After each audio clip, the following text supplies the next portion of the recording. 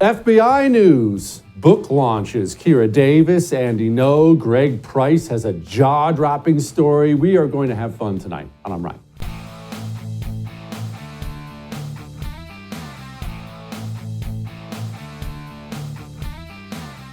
There is huge news today. Gigantic news. Probably, I don't want to overstate this, the biggest news you've ever had in your life, and most important, the news is the Anti-Communist Manifesto comes out tomorrow. Tomorrow.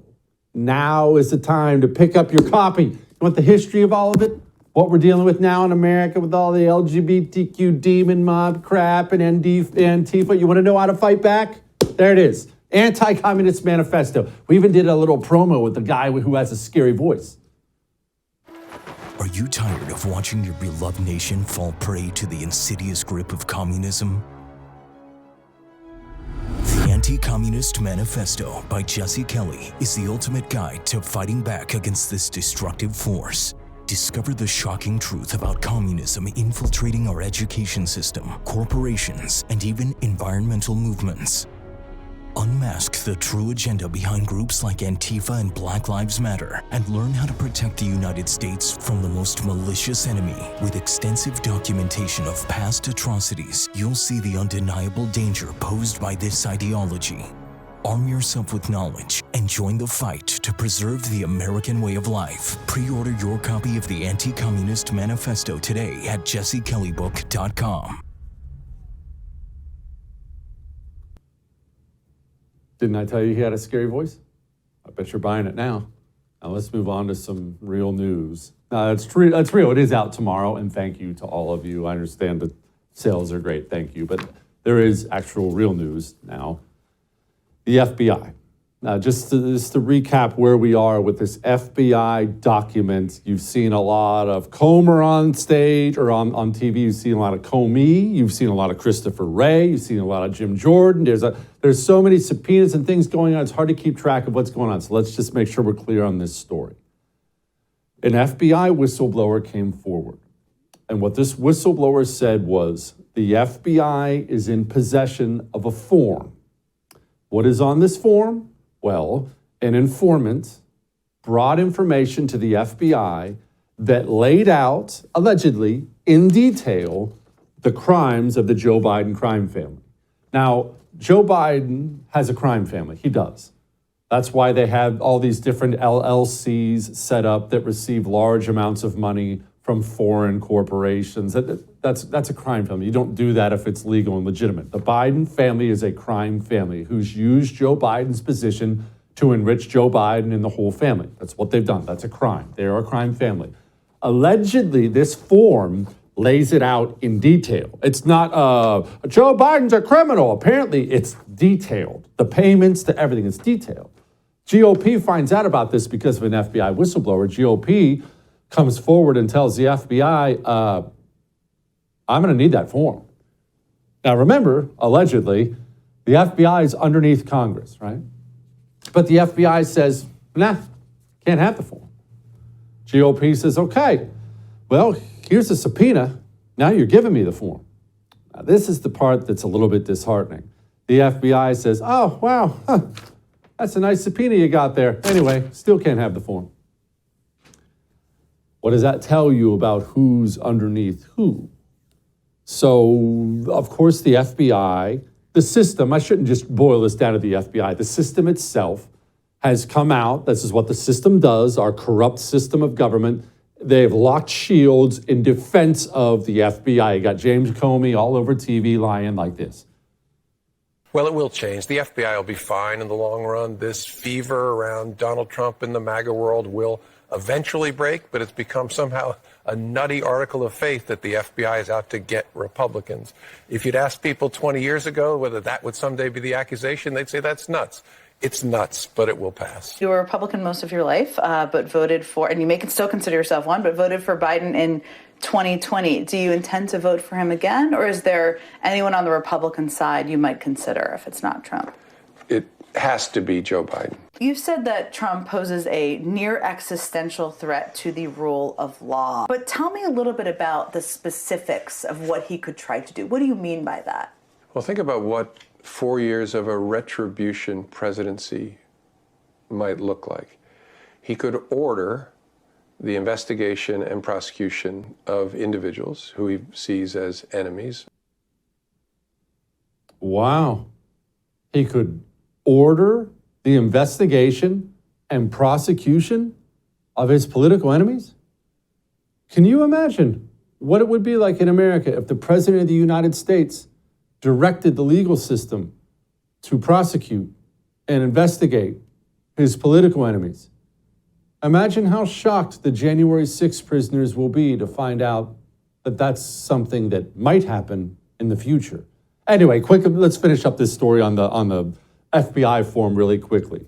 Today, FBI Director Wray had said, okay, I'm going to let you look at the form. I'm going to let James Comer look at the form. You can look at the form. And then he didn't look at the form. Apparently, they're going to move forward now with contempt, and who knows where it goes from here. But the FBI, what you really need to know is, as of today, it's official. The FBI once again gave the double middle finger to the GOP. No fear whatsoever. But I actually want to circle back on this really quickly. In the future, Donald Trump might use his power as the president to prosecute his political enemies. That's what James Comey just said on television, which is funny because James Comey also said this on television.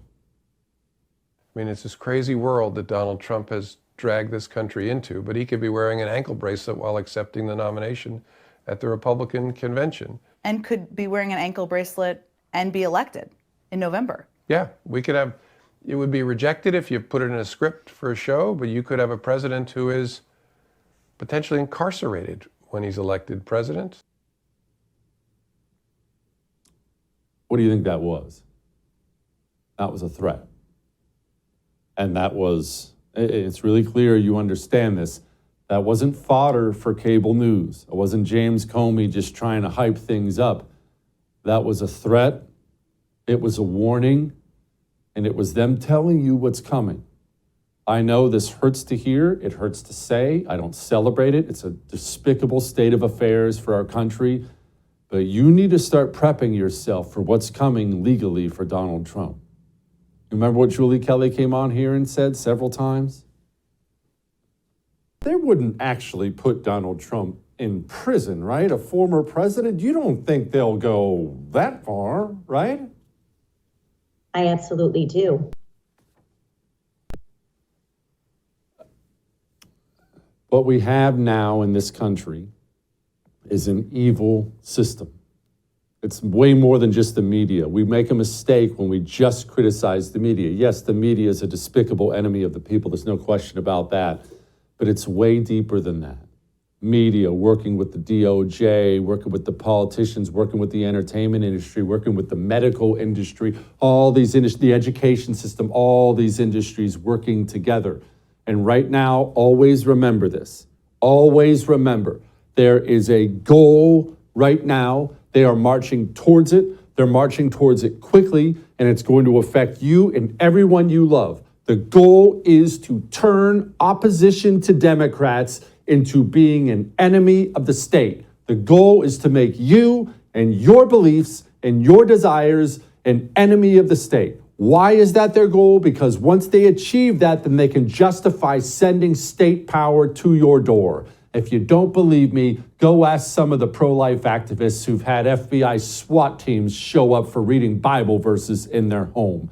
That is the end goal. So whether you're a Trump lover or a Trump hater, better remember this. What they've already done to the January 6th prisoners and what they're about to do to Trump is not the end. It is not the final goal. It is but a taste of what is to come for this country.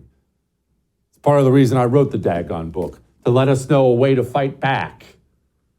Anyway, all that may have made you uncomfortable, but I am right. We have a great show for you tonight. We do. We got Greg Price next about an amazing story out of the Dakotas you're not paying any attention to. I wasn't. Don't feel bad. Got Kira Davis, Andy No. We'll talk about Antifa. We got all kinds of stuff still to come on the show. Before we get to those things, let's talk about the timeshare you think you're stuck in. I say you think you're stuck because I know you think you're stuck. Everyone does. People get these timeshares, and the timeshare hopefully is enjoyable to you. But then when you want out, because eventually you get tired of it, you stop using it, kids grow up, whatever the case may be, you always thought you could get out. And then you go try to get out, and the timeshare company says, sorry, you didn't read the fine print? Now you're not allowed out. Lone Star Transfer will get you out. They've been doing it for a very long time. They've helped over 18,000 people legally and permanently get out. You're not stuck. You think you are. They're successful 99% of the time. Family company. They will take care of you. Make one phone call. 844-310-2646. 844-310-2646. We'll be back.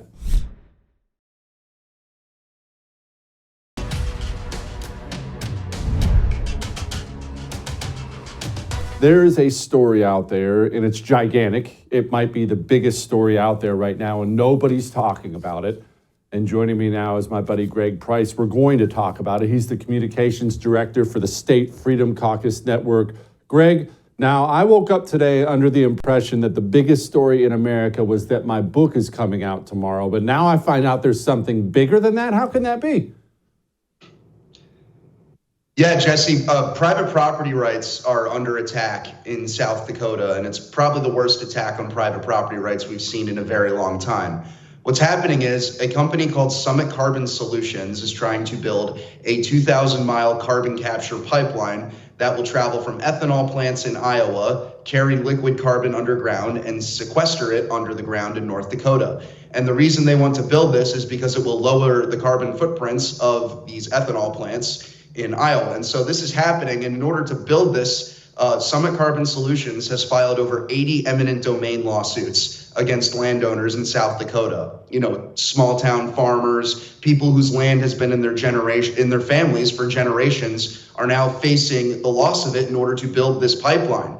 And, you know, I wrote a story on my Substack about it, and I highlighted the story of Jared Bosley. And, you know, the video on the screen are surveyors from Summit Carbon Solutions that entered his property, his house and his workshop and his farm without their permission. And this is happening to landowners everywhere. These people are just coming onto their property and they don't even have a permit to build the pipeline yet.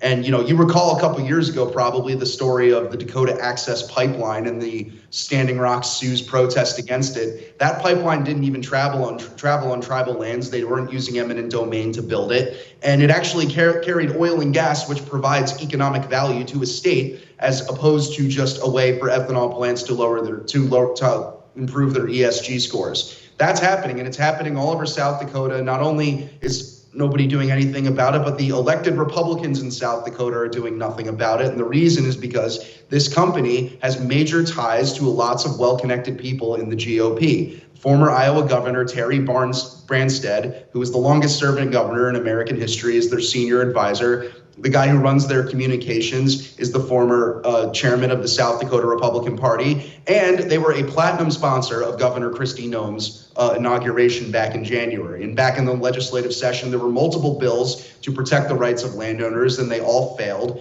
And these people have essentially just been abandoned by their leaders for this carbon capture ethanol scam. And no national media is talking about it until I started doing it. Okay, this is unbelievable. So tell me where we're at in the process, Greg. You said all these lawsuits have been filed to try to take this land from these farmers, but are they succeeding? I know the surveyors are already going on their land, but are people already losing their private property? No, all of the lawsuits were filed like recently, like at the end of April, beginning of May. So they're still being adjudicated. But so in my story, though, I highlighted how Jared Bosley, he had these surveyors come onto his farm, and he wasn't even home. He was out planting alfalfas, and his wife was. And he had a 6-second conversation with these guys on a speakerphone that his wife was holding and told them they shouldn't be there without their sheriff. And these guys took him to court and accused him of threatening to shoot them, which was a complete and total lie. And they tried to get a contempt of court charge. and that would have prevented him from being back on his property when they come back. And thankfully, Jared Bosley won that case. But all of these courts in South Dakota are ruling in favor of Summit Carbon Solutions. They're saying these surveyors, even though, again, they don't have the permit to build the pipeline yet, all of these surveyors have to be allowed to go onto the property and do their work. And it's shameful. It's terrible what's happening to these people. Because again, like, it has no economic value. This is land that has been in their families for a very, very long time. And basically you have people just showing up. And here's the other thing. Some of them are showing up with armed security guards. I talked to two other landowners in South Dakota who said that this happened to them, that these people literally showed up with guys with pistols strapped to their waists, like something right out of Yellowstone or Blazing Saddles. It's crazy what's happening to these people. Okay, and these things are being handled in state courts in South Dakota. Sounds like, I mean, I would have had more faith in South Dakota. Sounds like the state of South Dakota sold these guys out. Yeah, so the big problem, the reason they're really allowed to do this is because South Dakota doesn't really have, protections for landowners on the books. And, they tried to change. And so right now, their Public Utilities Commission essentially regulates all of this, and they designate pipelines as common carriers. And so that's why they're able to take advantage of the lax eminent domain laws in South Dakota in order to sue these people. Now, in the last legislative session, the legislature, led by the South Dakota Freedom Caucus, tried to pass a law that would have revoked their status as a common carrier. And so that would have basically not allowed them to use eminent domain against these people, but they got crushed. It got shut down, and all of the Republicans voted for what the Summit Carbon lobbyists wanted. And obviously Kristi Noem hasn't said anything, hasn't done anything. And, it's also happening in North Dakota, which is why it's kind of crazy. You have Doug Burgum, the governor of North Dakota, nobody's ever heard of until 5 seconds ago, running for president instead of doing something to protect these landowners. And, the reason they're not saying anything about it is because, as I said, influential people in the GOP work for this company and are connected to it. Terry Barnstead, the former governor, is a kingpin in Iowa. If you want political success in Iowa, you need his support. And that explains why people who fancy themselves current or future presidential candidates aren't doing anything about it. Golly. Greg, keep up the great work, my man. Come back soon. Thanks, Jesse. Always great to be with you. I don't know if the GOP, I don't know what's worse, their cowardice or their corruption. You heard what he said. They bought him off. All that sweet lobbying money, paying off Kristi Noem, platinum sponsors, everything else. This is why people get so frustrated, and this is why people on the right end up sitting out elections. They get disheartened because they get sold down the river by their politicians time and time again. Freaking disgraceful, man. Anyway, we'll talk to Kira Davis next. Before we talk to Kira, maybe it is just a low T problem in the GOP. Maybe that's the issue. But in their defense, can't believe I'm saying that, the country has a low T problem. Many, many, many reasons for this. We sit around too much. Our diets have gotten worse. There are estrogens in the waters, in the plastics. There are many reasons, but there is a testosterone crisis in America. They're half of what they were 50 years ago. Choc is trying to change that naturally. Natural herbal supplements. They have a male vitality stack. There's a female vitality stack for the ladies, but whatever you're wanting for your life, natural herbal supplements, tons of them at Choc. CHOQ.com. Don't be a low teen weenie. Promo code Jesse gets you 35% off subscriptions. Choc.com, promo code Jesse. We'll be back.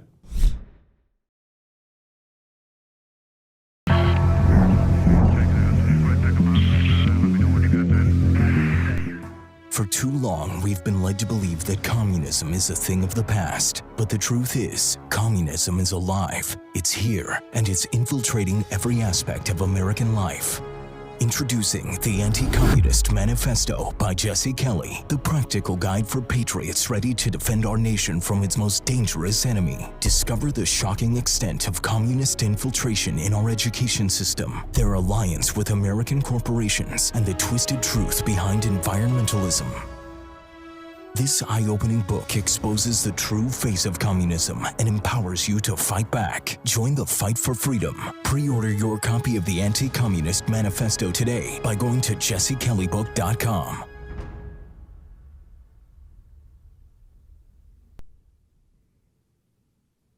That was wonderful. I bet Kira loved that. Joining me now, my friend Kira Davis. You can go read her Substack at justkiradavis.substack.com. She's also a fellow author. She has a book called Drawing Lines out, which actually is outstanding. But Kira, on a scale of 1 to 1,000, how excited are you about my book coming out tomorrow?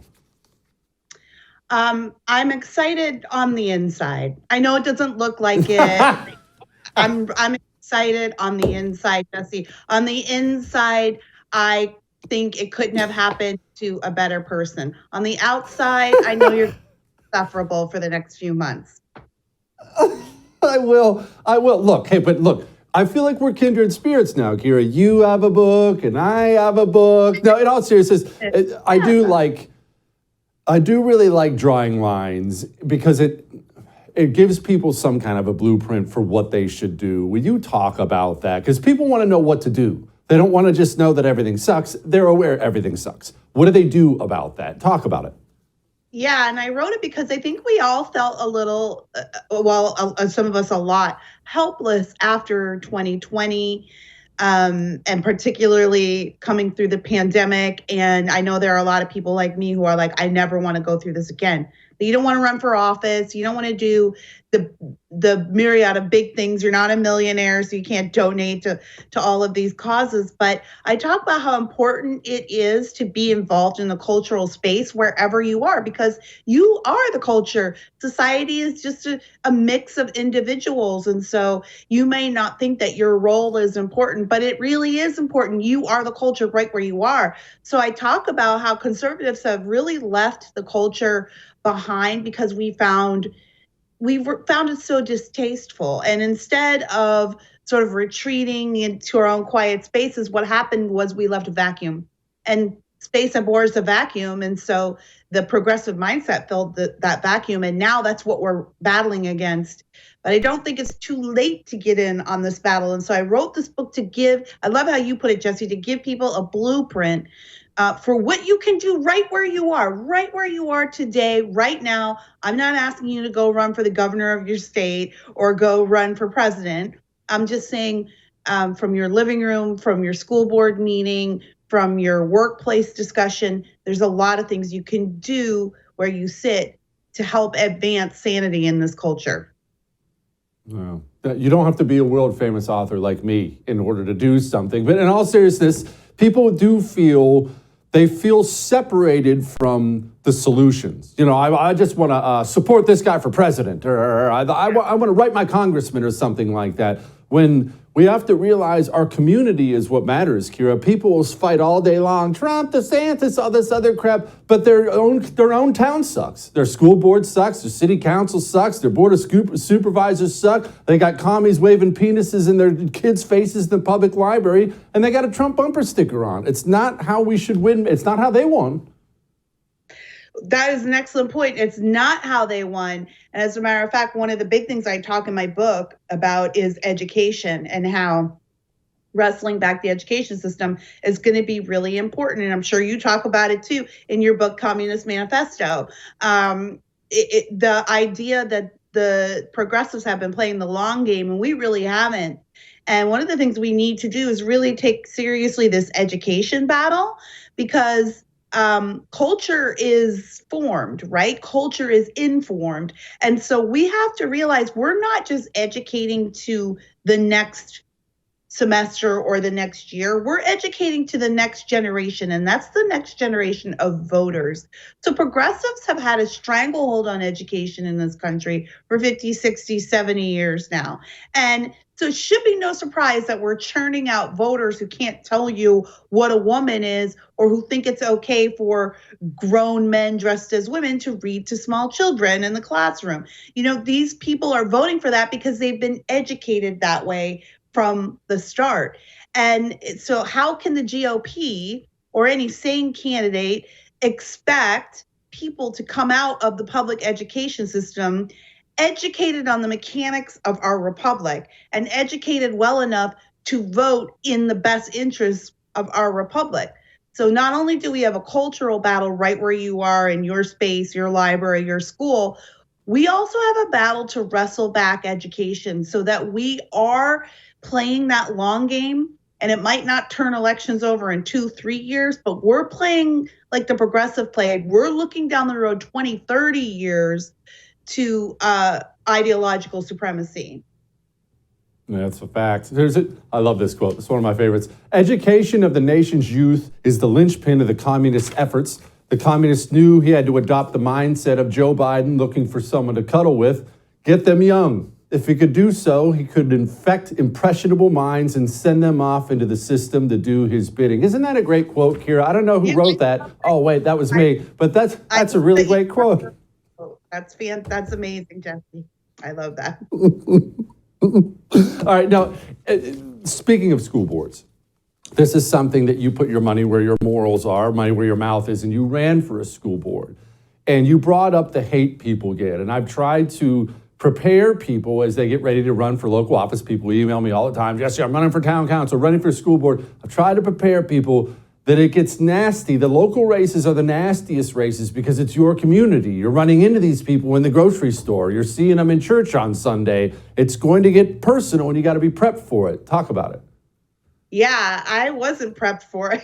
It was, I guess to a certain extent I thought, well, I'm a somewhat public figure. You know, I'm on TV, I'm on radio, I meet strangers all the time. I talk in front of strangers all the time, and I get a lot of pushback online, as you well know, Jesse. But it's different when it's your community. I live with these people, I go to work with these people, and I was battling the unions, you know, and they are brutal. And I was running with a child still in public school.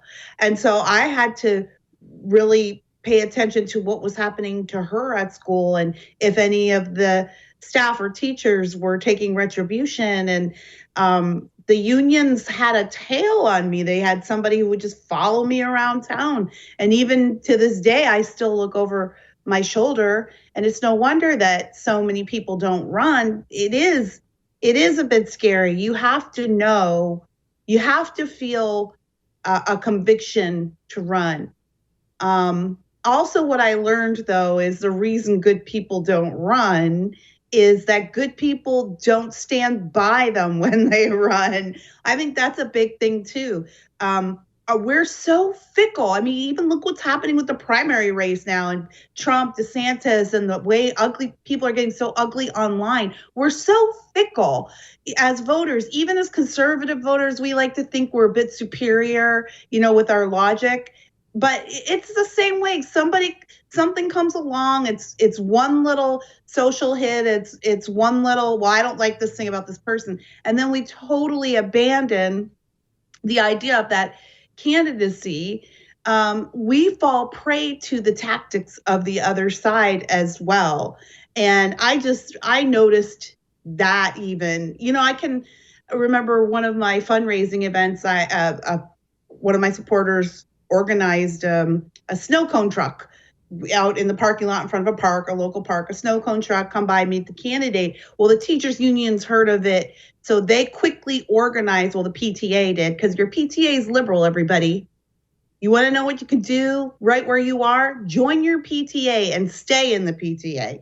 PTA is owned by liberals and they bring you a lot of this crazy stuff to your school. Anyway, the PTA quickly organized a rival snow cone fundraiser for the local school right next to mine, and then took pictures and said, look at Kira Davis, she's stealing, she's literally taking money out of the mouths of children, you know, and that knocked some of my supporters off their game. Just that one little thing, you know. Oh, that doesn't look good, Kira. Well, I didn't do anything. I literally did nothing but show up. But we are so easily swayed by the propaganda of the other side. And this is why I like what you do, Jesse, because you educate. And I try to do that on my show as well. Educate people to hold the line, not on people, but on values. Hold the line, not on your favorite candidate, but on the values that they will vote for and support. Hold the line on your morals right where you stand. Don't think about party or candidate, but think about the person who is going to best represent your interests. Amen. Kira Davis, you are the best. Good luck. And congratulations on your book, Jesse. It really is an amazing feat to finish a book. I know how much effort that takes. And I know you're not the type of guy to like to sit still in one place for too long. So congratulations. Thank you, Kira. That's true. It's true. I'm not a big writer. All right. Speaking of knowing, we have Andy No on. See what I did? Did you see how I made the two words? Anyway, Andy No is going to join us next. Before we get to Andy No, here's what you need. All right, there are wants and there are needs, right? So your wants are like new car and better job and things like that. Your needs are food, water, shelter, and 3 Eden Pure thunderstorms.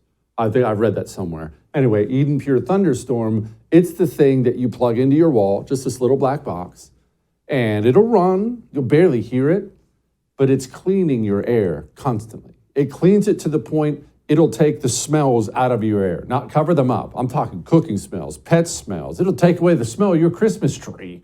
It's just what it does. Go to EdenPureDeals.com, and I don't know why I brought up Christmas in June, but EdenPureDeals.com, code Jesse gets you $200 off a 3-pack of these things. Put one where you sleep, one where the kids sleep, one in the general living area. Watch your family be healthier.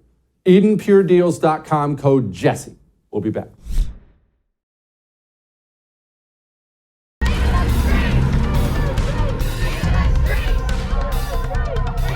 Antifa's an idea, not an organization. Oh, you got it. Not malicious. That's what his FBI, Okay. FBI director said. An idea. Antifa's just an idea. That is interesting. I can't wait to hear what Andy has to say about that. Joining me now, my friend Andy No, senior editor at the Post Millennial. He also wrote the book called Unmasked, with the little inside baseball on Antifa. Andy, did you write an entire book about an idea? Yes, it is an idea, but it's also a movement of networks that involves violent militants who carry out organized criminality on the streets of America and other countries as well. Okay, I actually want to pause there. I want to focus on the back part of there. Other countries. Americans in general, well, look, everyone in general focuses on their own home first. We don't realize this is an international thing, but it is, isn't it? Yeah, the original German Antifa were paramilitary of the German Communist Party during the Weimar Republic, and the current Antifa, wherever they may be, in Western countries quite often model themselves off of that sort of street thuggery, street violence type of a group. In fact, right now, speaking of other countries, in Germany, just this last week, there were 3 high-profile Antifa members who were convicted for carrying out a series of attacks on people using hammers, crowbars, baseball bats. And in reaction to the convictions, Antifa in Leipzig in Eastern Germany have, on Friday and Saturday night, rioted and set things on fire, which is very similar to what Americans experienced in 2020 from coast to coast. You had groups of people dressed head to toe in black, pre-announcing the violence on Twitter at that time and making good on those promises of violence. And not only did they just destroy property and set buildings on fire that were occupied by people, but they also eventually ended up killing as well, like in my home city of Portland, Oregon.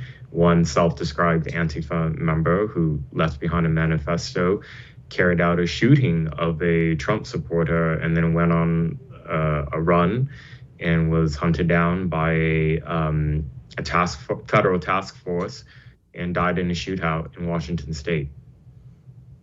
I remember that like it was yesterday. By the way, if you want to know a little more about that Antifa history, I write about it too. The Germany, the Weimar, direct links there. By the way, Andy, these people, I realize that they're separate cells, like many terrorist organizations, But can you describe who are they? What's the mentality of these people? Are they homeless people? Are they rich kids? Are they white, black, Indians? Are they Christians? Are they atheists? Who are these people? Who does this? The ideology of Antifa is atheistic, unsurprisingly. I mean, their MO is to carry out acts of violence against their political opponents, and they do that through brainwashing their ideologues to view the other side as less than human, whose lives are worthless and therefore can be beaten on the head with a bike lock or a crowbar or shot to death, and they celebrate those types of actions. The ideology is anarchist communism, and these are violent revolutionary leftists, is how I would summarize it. This isn't necessarily a news story. America in the 60s and 70s had already dealt with communist revolutionaries who did things like kill people, kill law enforcement, engaged in all sorts of organized criminality. I'm talking about like the Weather Underground and other communist terrorists.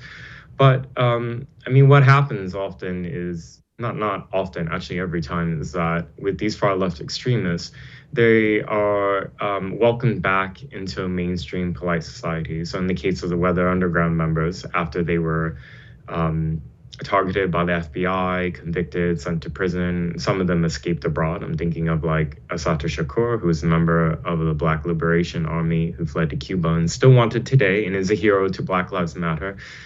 These people are seen as heroes. They went back into academia to brainwash more generations of leftists that we see today. And, you know, going back to what Biden said about Antifa is an idea, the FBI said Antifa is an idea, that's part of the picture, but ideas can be really, really dangerous. I mean, worldwide global jihadism is, you could argue an idea, but they killed hundreds of thousands of people over many decades now in the West, in the Middle East, in Africa, all over the world. So don't underestimate the extremism of a movement just because it is organized around an idea. I mean, terrorists organize around ideas. Andy, how do they get their money? I remember like it was yesterday's story. They were actually stopped by the grace of God. I think it was in Idaho during the 2020 riots of Antifa got stopped on their way in to terrorize some Idaho town, but they were stopped with a line of Mercedes vans that had bricks in them and all the works. Well, a Mercedes van, whether you're renting it or buying it, is not cheap. These people are funded from somewhere by someone. Do we have any idea from where? Yes, it's basically done. The funding is actually not really done in secret. It's done out in the open. So they have ad hoc groups that are established, and they use things like GoFundMe or Cash App or Venmo to fundraise part of it. But a lot of them actually rely on registered nonprofits. So in Atlanta right now, prosecutors in Georgia just last week on the 31st of May carried out a raid and made 3 arrests of 3 members of the Atlanta Solidarity Fund. And those 3 suspects have been charged with money laundering and charity fraud. I looked at the affidavit.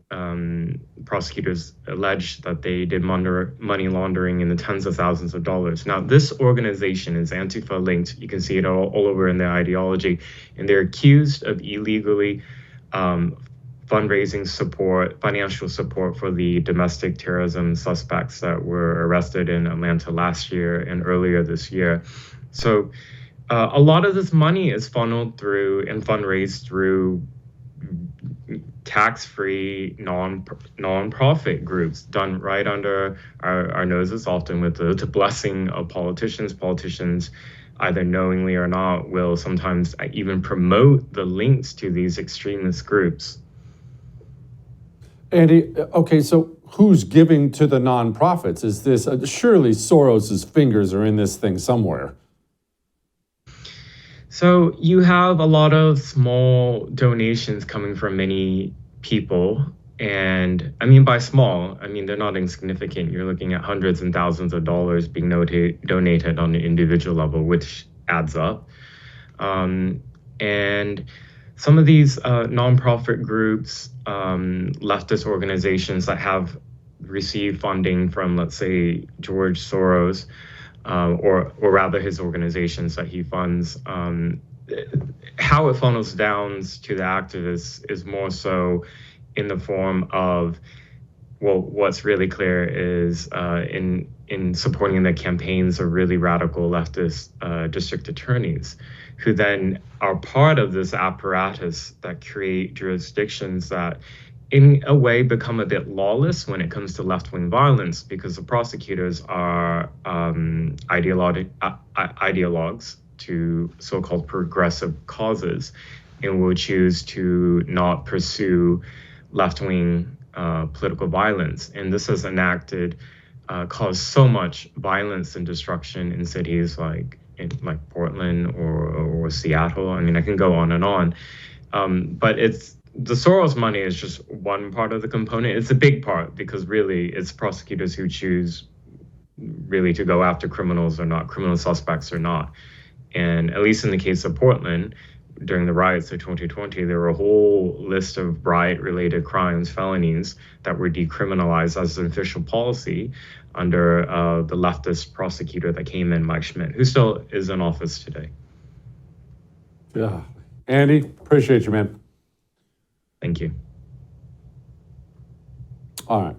Now, maybe you're sitting there wondering, I'm not sure if I want to buy the Anti-Communist Manifesto at jessekellybook.com. I don't know anything about it yet. Well, you want to know something?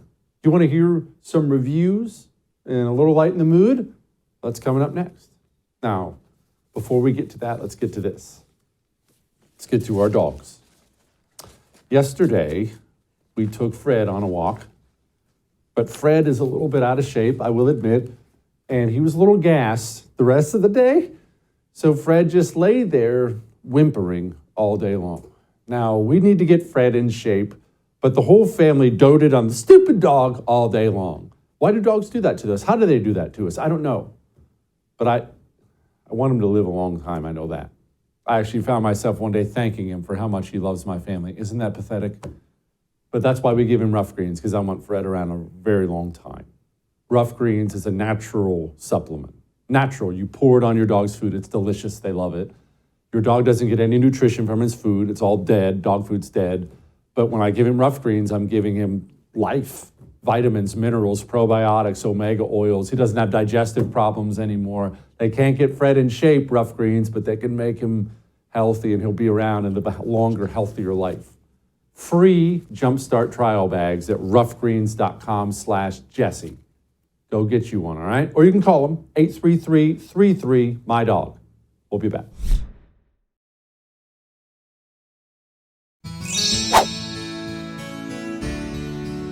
I know what you're thinking, that for this light in the mood, you just want to focus on me. And look, this is why we get along. I was thinking the exact same thing. As you know, tomorrow, it's not a big day. I don't like to undersell things. Probably a day that will change the world, at least the West, but it's a day that'll change the world because it's the day the Anti-Communist Manifesto comes out. You want to learn about the history of all these different despicable groups out there now, the LGBTQ and the Black Lives Matter, the real communist history of all of it, how we fight back against them, maybe laugh once or twice. By the Anti-Communist Manifesto, and maybe you're thinking, Jesse, I don't know anything about it. I'm going to wait. Well, here's a couple reviews right here, right on the back of the book. A literary tour de force, a magnum opus for the ages. And this one says, the most important book of this or any generation. Wow. With reviews like that, how can you not go to jessekellybook.com and get yours today? I'll see you tomorrow.